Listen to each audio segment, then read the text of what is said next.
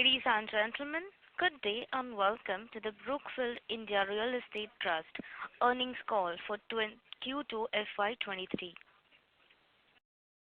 As a reminder, all participant lines will be in the listen-only mode until the floor is open for questions. Should you need assistance during the conference call, please signal an operator by pressing star then 0 on your touchtone phone. Please note that this conference is being recorded. On the call, we have the following persons: Mr. Ankur Gupta, Managing Partner, Brookfield Asset Management and Director, Brookprop Management Services Private Limited; Mr. Alok Agarwal, Chief Executive Officer, Brookprop Management Services Private Limited; Mr. Sanjeev Kumar Sharma, Chief Financial Officer, Brookprop Management Services Private Limited; and Mr. Shailendra Sabnani from Brookfield. I now hand over the conference over to the management. Thank you, and over to you. Good evening, everyone, and welcome to the second quarter FY23 earnings call for the Brookfield India REIT. We are pleased to report another quarter of consistent performance, and the core of our business stays very strong. To summarize the last 2 quarters, firstly, we have seen a resilient improvement in physical occupancies and leasing, as evidenced by a total of 700,000 square feet of space that was tied up in the last 6 months. Despite the headwinds of interest rate increases, our borrowing costs continue to be competitive, given our superior asset quality, high cash flow generation, and long duration of our facilities. At the same time, our strong embedded growth potential continues to cushion our distributions against any volatility in interest rates.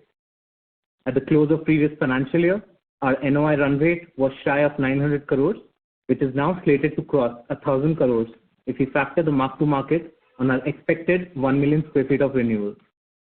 With that, the REIT will be halfway through in capturing the organic growth potential of 25% that it had at the beginning of this year, and we will progress the other half through conversion of our leasing pipeline. Once stabilized, our 1135 crores of NOI run rate will translate into a 25% higher NDCF at more than rupees 6 per unit, very similar to the quarters we had in the period of 90% plus occupancy right after our IPO. Lastly, we continue to progress our plans to broad-base the REIT as we evaluate a sizable, mature, and fully complete acquisition pipeline of 6.4 million square feet. I now request Alok to deep dive into the business update. A very good evening to everyone. Welcome to the Q2 FY23 earnings call from Brookfield India REIT Trust, Real Estate Trust. I am pleased to announce that we have executed on our stated strategy for H1 FY23 and have delivered another strong quarter of performance. The leasing recovery that we saw in FY22 continues to strengthen, with an increasing number of tenants returning to office. We have achieved 6,70,000 square feet of gross leasing during H1 23. Additionally, we signed 1,10,000 square feet of expansion options, which are likely to get exercised in the near to medium term. The return to office programs of our tenants are driving both renewal and expansion demand, with 83% of our gross leasing being driven by existing tenants. With 2 million square feet of ongoing discussions, we are seeing that expansion demand is truly back. Our effective economic occupancy remains healthy at 89%, and our existing leases have delivered robust embedded growth with a 9% average escalation on 9,09,000 square feet during the quarter. This healthy leasing demand is likely to witness a major fillip when the upcoming DESH policy comes into effect. It is expected to help attract a wider set of potential occupiers to our high-quality SEZ campuses. In the last quarter, we had stated that our stabilized NOI run rate would reach around 1,100 CR. In H1 FY23, we have already achieved a 9% growth in our NOI run rate driven by rental escalations, incremental leasing, and increase in our OM margins. With a large renewal deal that is currently being negotiated, we believe that we will be able to increase our stabilized NOI run rate by rupees 37 CR giving us a further headroom of approximately 18%. This robust organic growth has allowed us to achieve our H1 distribution guidance of ₹10.20 per unit provided at the beginning of the financial year. Our leasing recovery has continued apace, and we have a healthy leasing pipeline which will only strengthen our performance in the future. I'm also delighted to share that our efforts towards sustainability have been recognized by guests, and we have been awarded a 5-star rating in our first year of submission. We have achieved a 100% score in the social and governance categories, and our overall score are best in class across Asia. Additionally, our recently completed towers at N1 and N2 have received a development score of 96%, which further emphasizes our focus on building our campuses by keeping ESG at the forefront. With a strong execution on our ESG initiatives underway, we believe we will be able to achieve our net zero commitment by 2040 compared to our stated objective of 2050. We are currently working on net zero plans for our all buildings and have already taken measures such as installing state-of-the-art building management systems to help monitor and control our assets more efficiently. Our Forest of Hope plantation drive as part of our Tree of Hope campaign led to the planting of 3,000 trees with enthusiastic participation from our tenants and our employees. The REIT has an attractive pipeline of inorganic growth opportunities and is evaluating 6.4 million square feet across 2 assets, Candor Tech Space G1 in Gurugram and downtown Powai in Mumbai. With our headroom in LTV and enabling resolution in place to raise additional capital, we are well positioned to execute on our inorganic growth strategy at the appropriate time. We will continue our efforts to deliver long-term value to our business, partner, and communities. Now, I would like to invite Sanjeev to provide the financial updates. Thanks, Alok. Good evening, everyone. We have had yet another quarter of robust organic growth backed by strong cash flow generation from our assets. I am pleased to announce that we have achieved an NDCF of rupees 172 crores, means 5 rupees 12 paisa per unit in Q2 FY23, and rupees 344 crore means 10 rupees 25 paisa per unit in H1 of financial year 23, achieving our NDCF guidance for H1 2023. Additionally, factoring in the strong cash flow generation we are seeing from our existing leases, and given the recent leasing success we have had over H1 2023, we draw comfort in giving a full year FY 2023 NDCF guidance of rupees 20 and 25 paisa per unit, means 20 rupees 25 paisa per unit. The board has approved the distribution of rupees 171 crore, means 5 rupees 10 paisa per unit this quarter. The non-taxable component of distribution this quarter is 52%. Our operating lease rentals for the quarter are rupees 206 crore, which is 32% higher than the same period last year. The adjusted NOI for the quarter, including income support from the sponsor group, is rupees 241 crore, which is 48% higher than Q2 FY 2022. For H1 2023, we achieved 29% growth in our operating lease rentals at rupees 409 crore and a 43% growth in our adjusted NOI at 476 crores. This growth is primarily driven by addition of Candor Tech Space M2 into the portfolio and a significant improvement in our CAM margins over FY 2022. Our gross asset value has been appraised at rupees 164 billion as on 30th September 2022, and our NAV is rupees 337 per unit, which is a 13 rupees per unit growth over last year. Over the course of H1 2023, we have achieved a 9% growth in our NOI run rate over the last quarter of FY 2022. This has been achieved through a combination of contractual escalations, lease up, and margin recovery witnessed in H1 this year. Our NOI to operating lease rental ratio improved from 103% in Q4 of FY22 to 109% in this quarter, which is primarily driven by some of the occupiers moving to higher hours of operation and the higher physical attendance we have seen at our assets. Over the last few quarters, we have demonstrated our ability to achieve our organic growth potential, and we hope to maximize the potential of our assets in due course of time. We continue to maintain a strong balance sheet with the 31% loan to value and AAA stable rating from CRISIL. Our robust cash flows and high quality assets have ensured that our borrowing costs are competitive, and the low percentage of principal due over the next 4 years ensure that we have minimal refinancing risk. With this, I will hand over to Ankur for his add-ons before we move to Q&A session.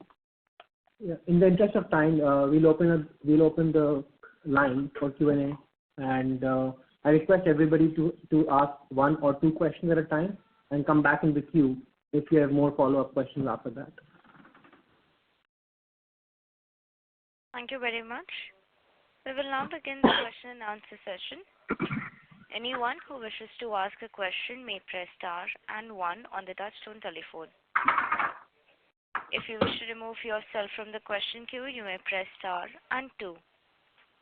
Participants are requested to use handsets while asking a question. Ladies and gentlemen, we will wait for a moment while the question queue assembles.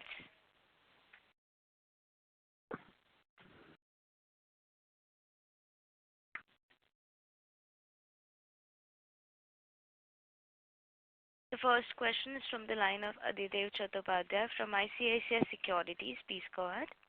Yeah, good evening, everyone. Thank you for the opportunity. I've got a couple of questions. The first question is just to understand for the balance, what you've indicated the exits of 0.6 million square feet we are expecting in second half. Specifically, which assets would this be? Would it be Powai and G2? And last quarter we had mentioned that we are hoping to backfill any of these exits. So what is status on that? That is the first question. And secondly, our second half distribution guidance seems to be marginally lower than the first half, whatever we have distributed. So could you help us understand, is there some asset level adjustment, or is it due to some balance sheet adjustments on debt or higher interest costs? Thank you.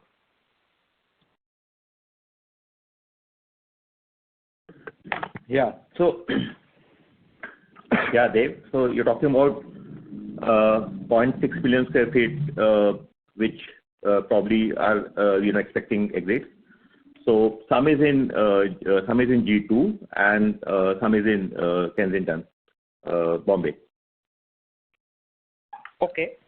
Yeah. So if you could give some more color. So Powai, we are hoping to retain the majority of tenants. Is that a correct assessment?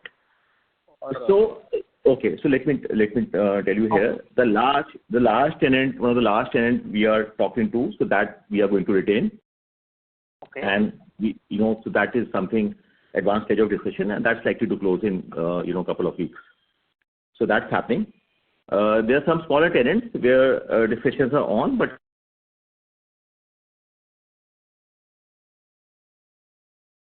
hello. I'm sorry to interrupt you, sir. We cannot hear you.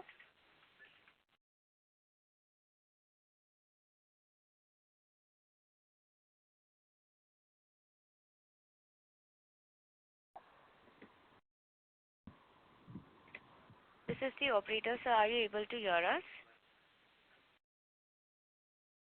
Ladies and gentlemen, please allow us a moment and we'll check the line for the management.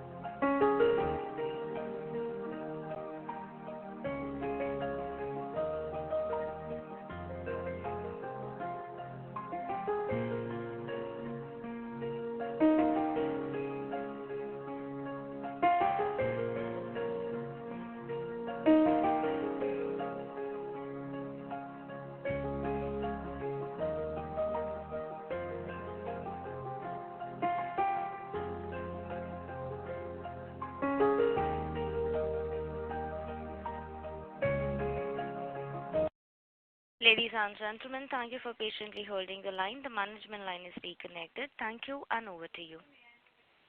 Adidev, this is Alok. Let me repeat my answer because I think there was the call got disconnected. Sure. The exits are happening in G2, N2, and Kensington. G2, we are hopeful that we have get converted. In N2, we are confident of able to do new leasing even before these expiries happen. And when these expiries will happen, of course, we have pipeline and we are confident that these areas also we should be able to backfill. In Kensington, as I said, there's a large tenant with whom we are very close to signing the stay, and some smaller tenants could be leaving. The pipeline is strong and we are confident of backfilling. Of course, there could be some lag between vacancy and the backfill.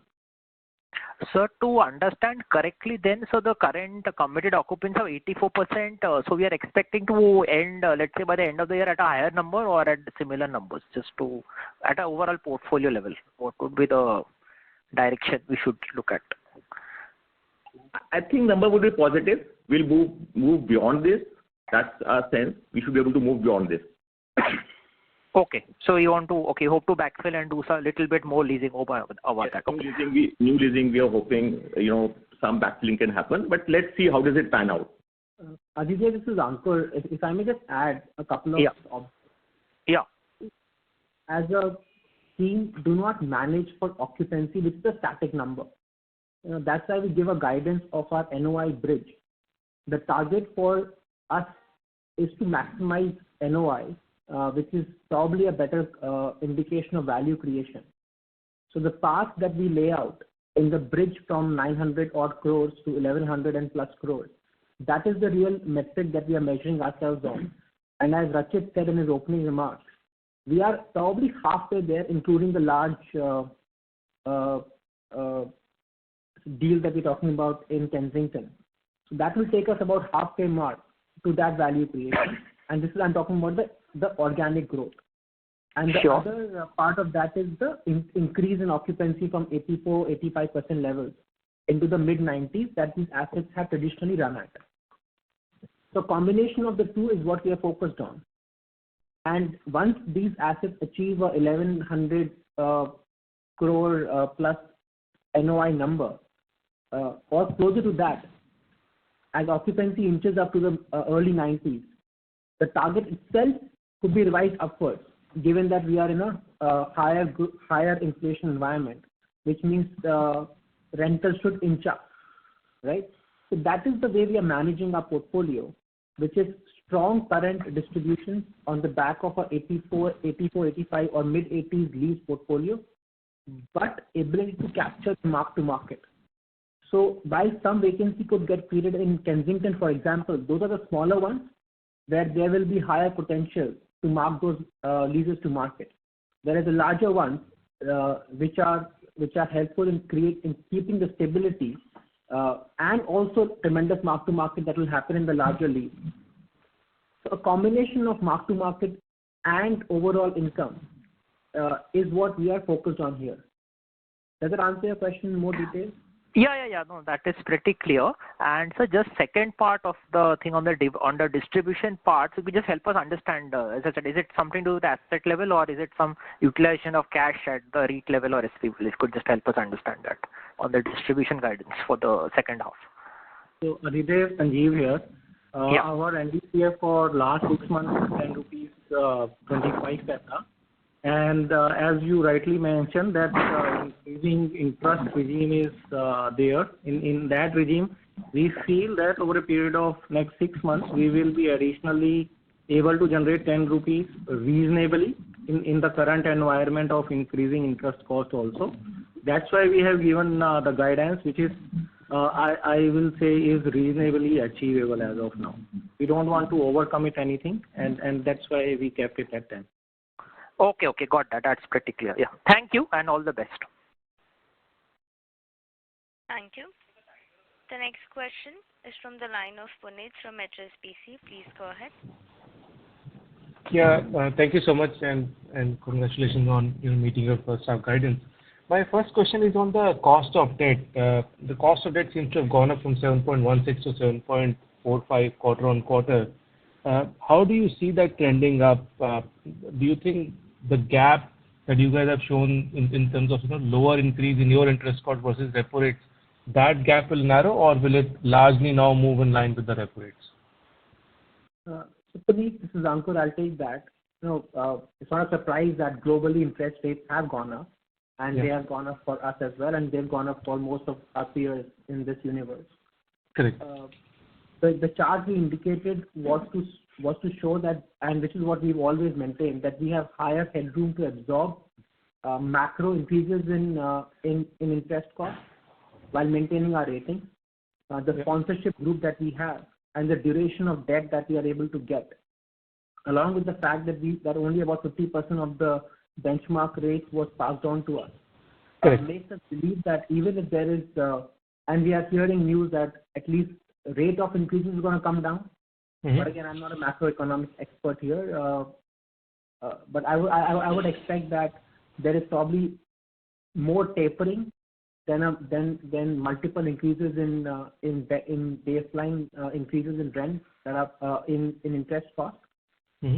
Some of that will be passed on to us from our lenders, but we still are hopeful that on an overall basis, on an absolute number basis, we are in good territory, and we are fielding multiple opportunities to lower our cost of debt through either refinancing the debt stack or working with existing lenders to reduce the margins further. Right. No, so what I'm trying to understand is that in absence of refinancing, you have largely variable debt. If there were to be hypothetically no further repo rates, will the 71 bits caps that you currently have, will it narrow or will it remain here? So if there were to be no more repo rate, will 7.45 stay 7.45, or will it still continue to inch up? Is all I'm trying to understand. Repo rate increases, then I would say, and again, the point you make is that if we were to not refinance it, today there's opportunity for us to refinance the debt at lower interest rates.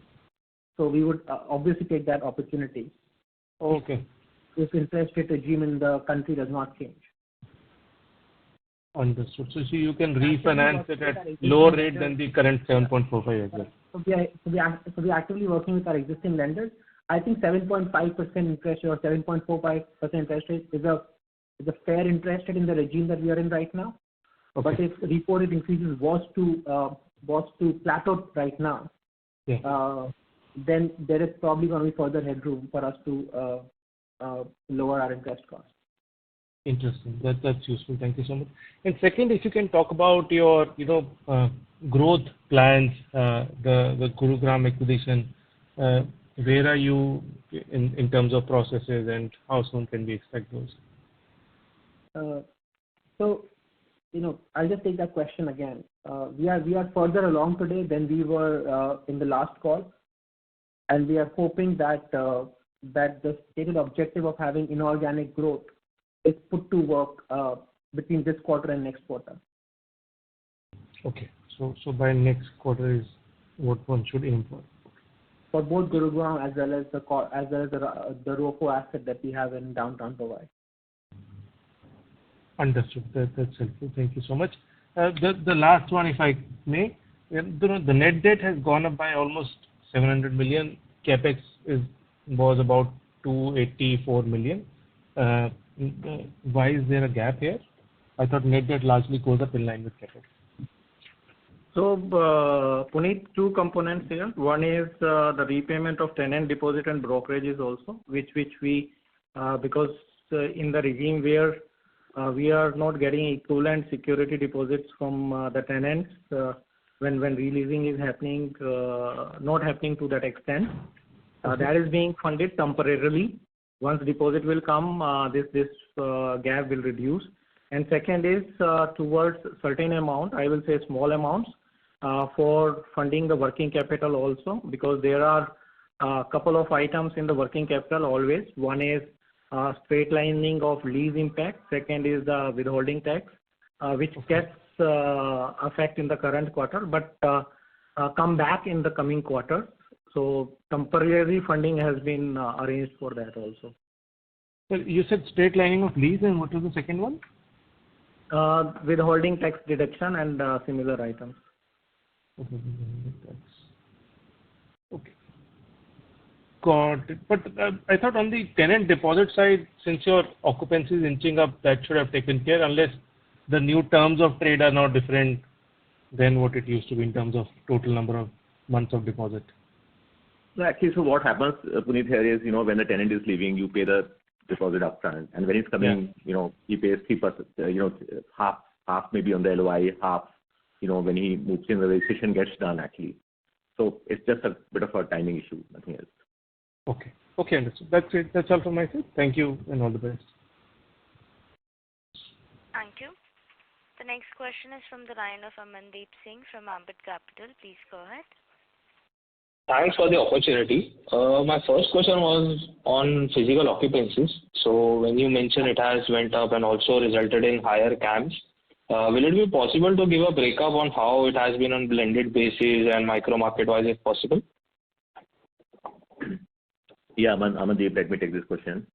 So, see, physical occupancy has been gradually moving up, but I think, let me be honest, we were expecting to close the year with about almost maybe 80%.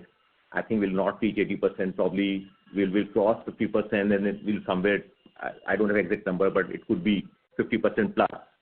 But let's say Noida, again, Noida, we have two assets.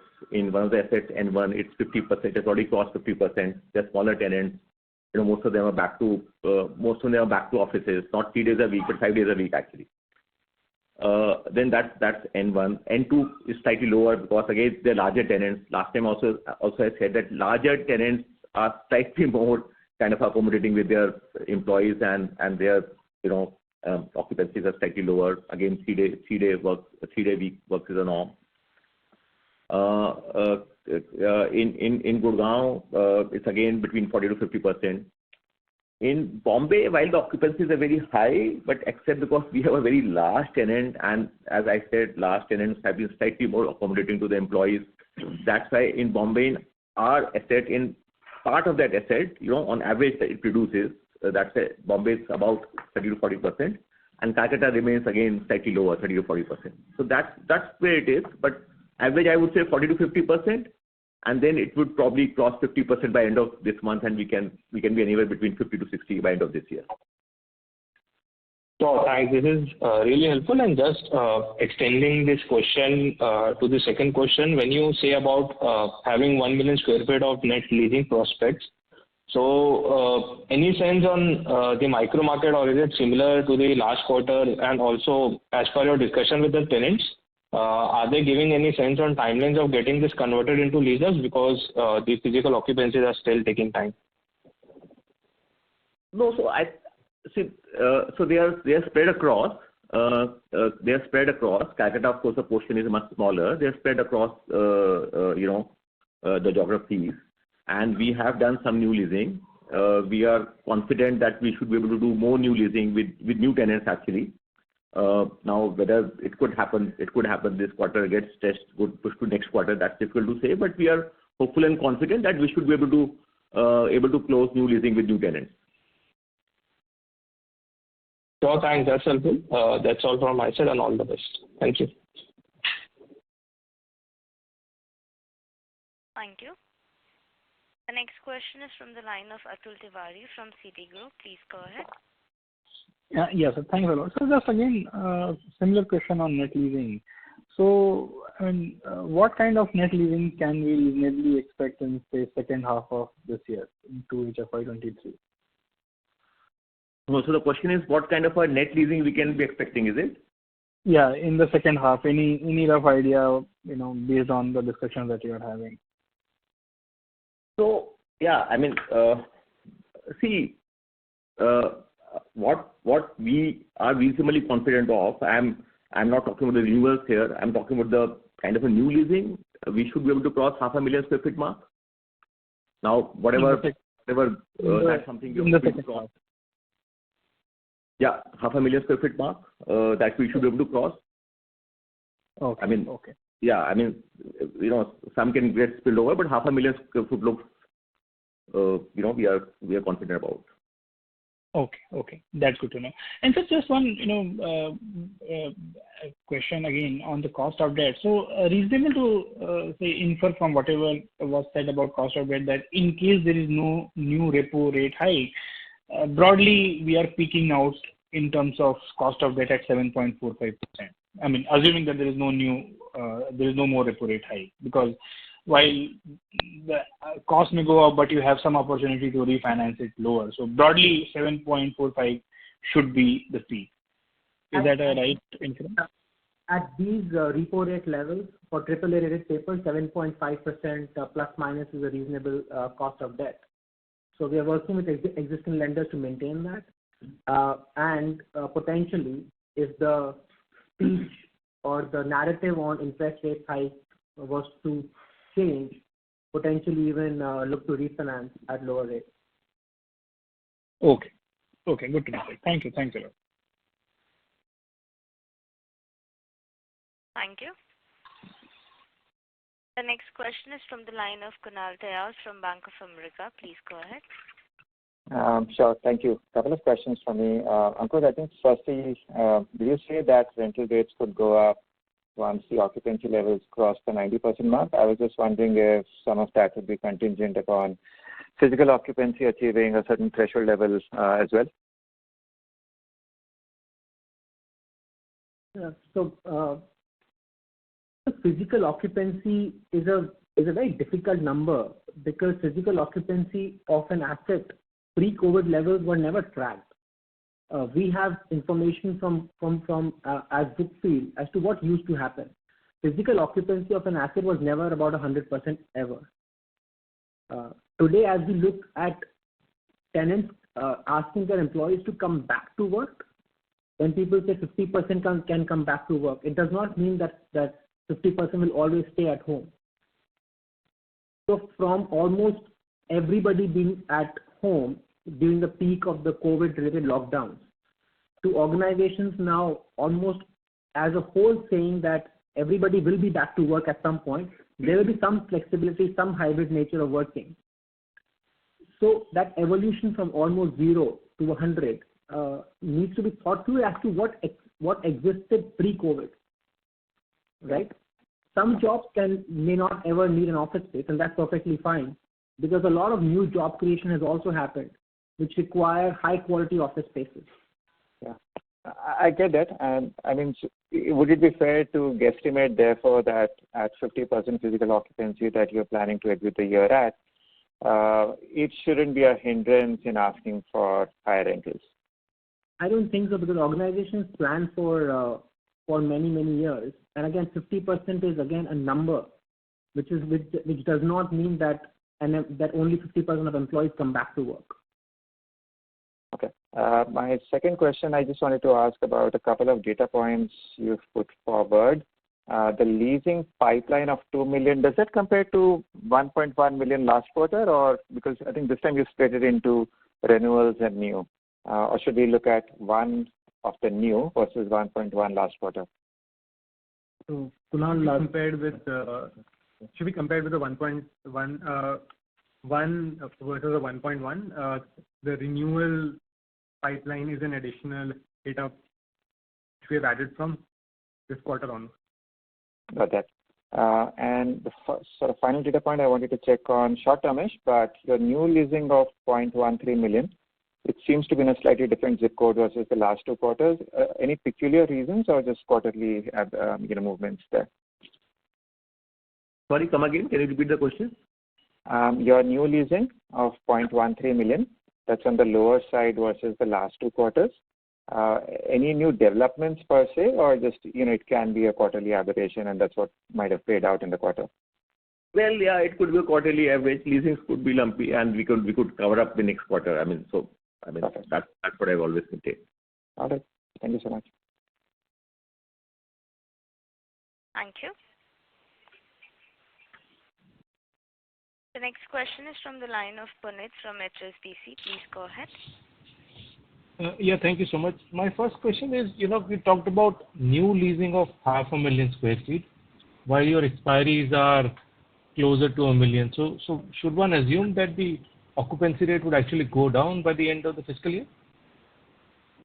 No, expiries, future expiries are expected to be 0.6, no? That's what we are saying, about 0.6 million. And once we do a new leasing of more than 500,000, then we should be able to maintain the occupancy rate. Okay.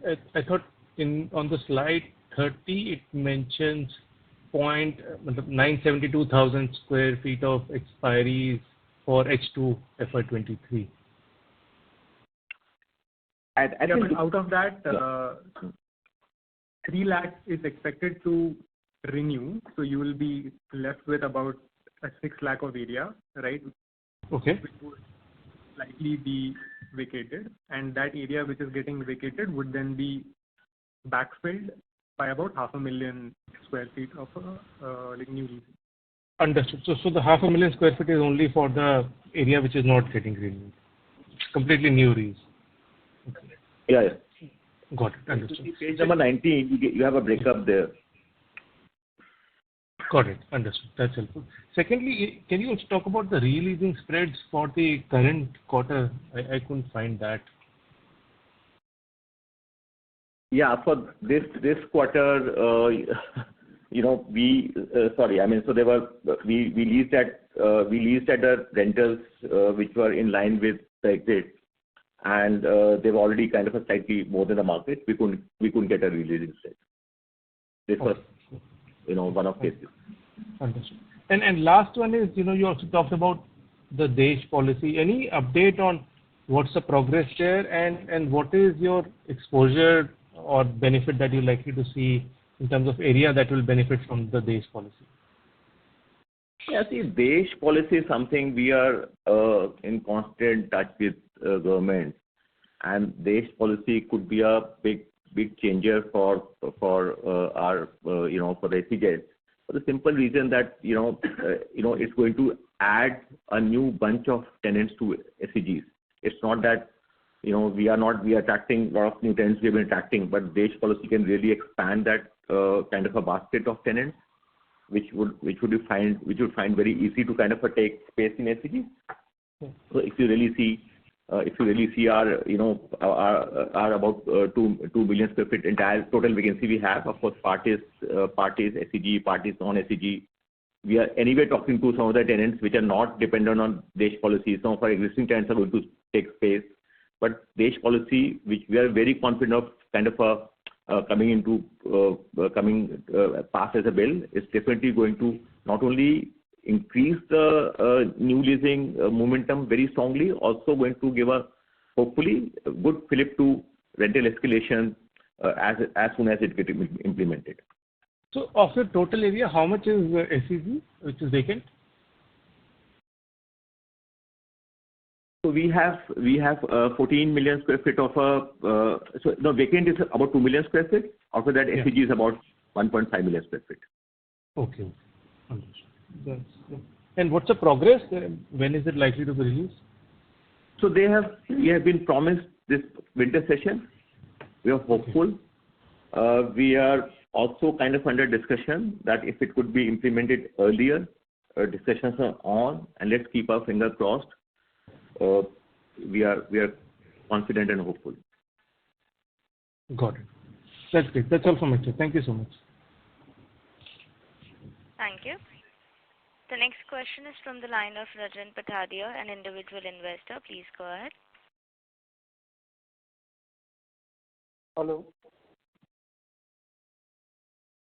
Yes, Hello. Mr. Ranjan, please go ahead with your question. So my first question is regarding the acquisitions. How we are planning to fund it, because we are now trading at a discount to NAV. So will it be right issue, preferential issue, or now it is not on the table? So Rajan, this is Ankur. As I said, the assets themselves are more ready to be contributed for the REIT. There is a process to be followed in any acquisition, which is a combination of discussion with the vendor. It's also a decision that the board will deliberate as to what is the right mix of debt, equity, and any other instrument. And finally, it will be put up for shareholder approvals.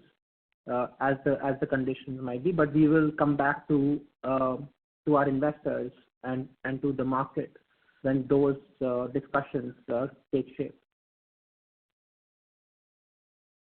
Okay. And the second question was regarding that actually our average debt profile is of 10 years and we are having interest rate around 7.5%. Now that is the same characteristics of 10-year Indian government bond yield. So will that not put an upward pressure on our interest cost? Because just on this call, it was, you clearly explained that it would like to be on 7.5% if there are no increases. But these two seem little bit contradictory. So can you explain on that part? Yeah, I would say that humbly these two are different data points. 10-year government debt is a benchmark which changes every day. It's like stock markets. What is the 10-year government bond trading at? And that's a fixed rate instrument that is being valued by markets every day. These are bilaterally discussed bank rates, which is a spread to the benchmark rate. So we are comparing two different rates here. Okay. Thank you. The next question is from the line of Ganesh Kudva from an individual investor. Please go ahead. Yeah, good evening. My question is more fundamental with regarding to REITs. I'm a great believer on REITs as an investment class, but I'm a little unclear on this concept of repayment of shareholders' loan, which forms part of the yield calculation. I can understand this being part of the cash flow calculations, but part of the yield is what I'm a little bit confused. I'd like some clarity. And my second part of the question is... I'm sorry to interrupt you, Mr. Ganesh. May I request you to speak a little louder because we are unable to hear you, sir. Okay. Sorry. I'll repeat my question. So my question is fundamental regarding REITs. And as far as REITs returns are concerned, a large, significant portion of our return comes in the form of repayment of shareholders' loan. Now, while I can understand this being part of the cash flow being returned, I'm a little confused as to how this forms part of the yield. Yield should be from a revenue receipt like rentals or interest on deposits and things like that, isn't it? Yeah. Maybe I'll take a stab at answering your question, Ganesh. Yes.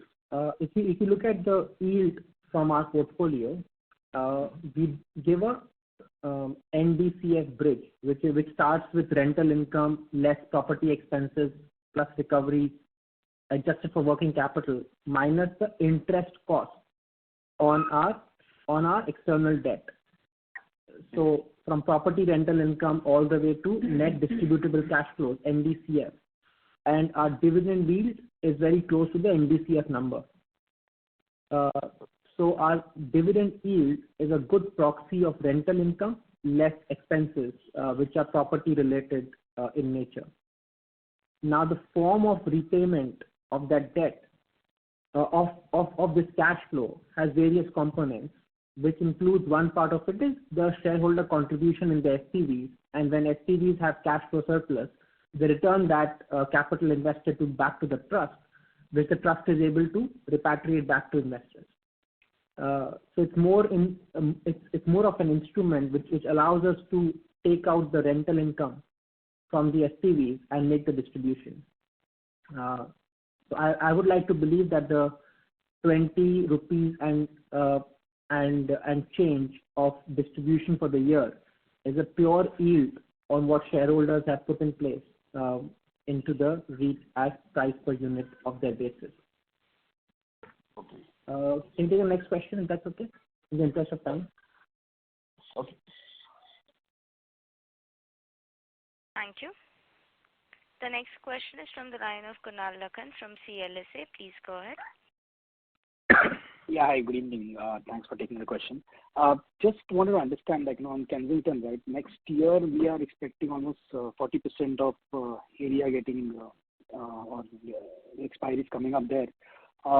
With your earlier commentary on, like, you will retain some of the large tenants and smaller tenants may be a little difficult to retain. So what's the sense you're getting in terms of this expiry next year? Firstly, what kind of confidence you have on getting this leased up substantially? Sorry. Kunal, we have very high confidence. And also on the mark to market, you're saying? Yeah, absolutely. 40%, absolutely. We plan to achieve. Yes, absolutely. Okay. And just second is a more generic question on, how are you looking at, or in your discussion with, tenants, what's the sense you're getting, versus, say, larger tenants vis-a-vis smaller tenants? Like, is there no urgency from the smaller tenants to tie up new spaces? Or so what's the sense you're getting? And even in terms of the upcoming expiries, right? If you can give some color on, like, how much of these expiries are coming from, say, larger tenants versus, say, relatively smaller tenants. So Kunal, I mean, look at the profile for the asset. Actually, we have been capturing. I mean, if you just really go back, we have been capturing huge mark to market whenever we done new leasing here. It's 95% leased. It's in a fantastic location. The last tenant is renewing. We are really capturing a huge part of mark to market. If some small tenants want to vacate, it's fine. I'm sure it's going to work in our favor. We are going to again capture huge part of mark to market. One of the smaller tenants will vacate, probably will vacate part, will retain part actually. So that's okay. I mean, and see, some vacations, some churn happen, all the time. It's not that first time it's going to happen. So that's okay. I mean, in a sense, they're not vacating the space. They're not kind of walking away. They will send us some space to other tenants. So that's fine. We should be able to capture the substantial part of mark to market, and we have pipeline for the asset. So it's not a concern here. No, my only limited point was that, from what we have seen with the REITs, all the three REITs across, right? It's the smaller area which is kind of scattered also across portfolios. That vacancy kind of continues and stays, and the larger spaces are a lot more easier to lease out. That was my limited point behind asking that question. Well, this is Ankur. If the problem was reversed, we'll all have a problem, right?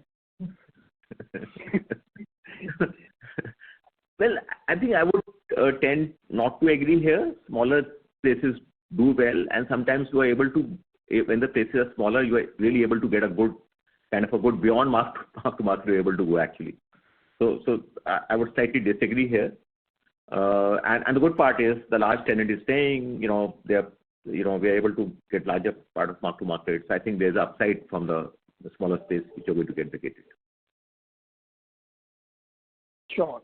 Thanks a lot and all the best. Thank you. So since there are no other questions on the queue, just wanted to thank everybody for their participation and in support of our business. We'd also like to inform the analysts on this call, and then of course we'll be putting out invitations that we are organizing an analyst day physically for the first time at our properties in NCR and in Mumbai. So we look forward to physically meeting most of you on this call during our interactions at our properties. Thank you, everybody, and look forward to catching up with you very soon later this month and in giving you all updates about our business for next quarter's analyst call. Thank you very much. Thank you. On behalf of Brookfield India Real Estate Trust, that concludes this conference. Thank you for joining us, and you may now disconnect.